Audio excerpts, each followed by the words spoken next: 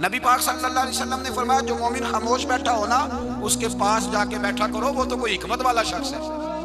وہ تو کوئی حکمت والا ہے، اس کے پاس جا کے بیٹھو۔ ہمارے استاذ گرامی ایک لطیفہ سنایا کرتے تھے محبت کے ساتھ۔ اچھا جو لطیفہ خواتین کے حق میں مضر ہونا مرد اسے رٹا لگا کے یاد کر لیتے ہیں، حالانکہ یہ دونوں کے حق میں بات ایک جیسی ہے۔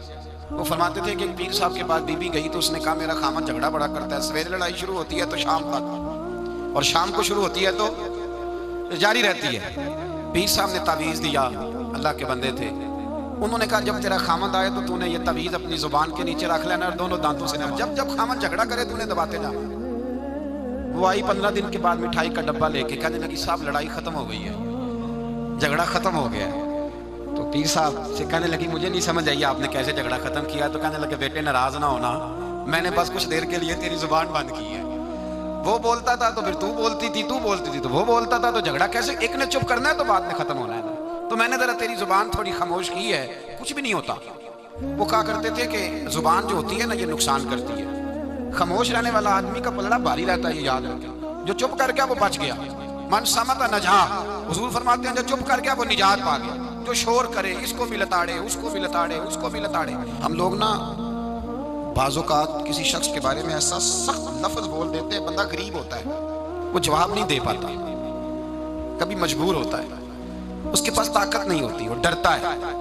لیکن یہ جو لفظوں کا زخم ہوتا ہے نا ساری زندگی بات بھولتی نہیں، یہ روح پہ زخم لگا جاتا ہے، ساری زندگی نہیں بھولتی، ساری زندگی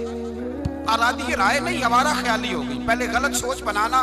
پھر بیان کرنا، وہ اس طرح کا ہے وہ اس طرح کا ہے وہ اس طرح کا ہے، لگتا ایسے ہے جیسے دنیا میں کوئی اچھا رہا ہی نہیں، سارے برے ہو گئے، لوگ گفتگو چھیڑتے ہیں، کسی کی عزت محفوظ نہیں رہتی، اور پھر یہ زبان ہماری آزاد خیالی آوارہ خیالی ہمارے لفظوں کی، اس سے جھگڑا بھی پیدا ہوتا ہے، غیبت بھی ہوتی ہے، جھوٹ بھی نکلتا ہے، جو آدمی زیادہ باتیں کرتا ہے وہ لوگوں کے راز بھی بیان کرتا ہے، وہ بہت ساری خطاؤں کا پتلا بن جاتا ہے۔ اور نبی پاک